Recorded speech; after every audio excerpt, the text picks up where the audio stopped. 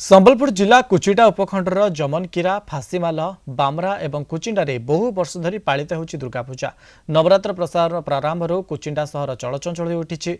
बसस्टाण मंदिर छक और पंचमुखी छकरे माँ दुर्गा पूजा पाउछंती।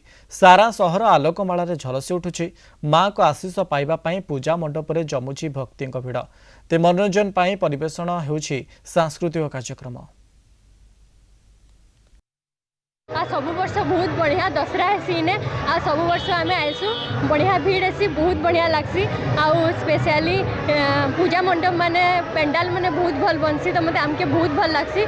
आम सुंदरगढ़ नहीं भल है। तीन टा मेढ़ हुए। गोटे मेढ़ आज 98 वर्ष पूर्ण है। आउ गोटे मेढ़ आम दुर्गा मंदिर आज 46 वर्ष है। पंचमुखी छक 37 वर्ष है।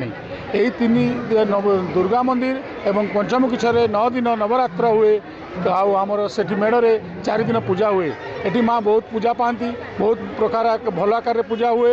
एवं आगरू 3 दिन भिड़ होता किंतु एथर 9 दिन नवरात्रि पर्यंत भिड़ चली।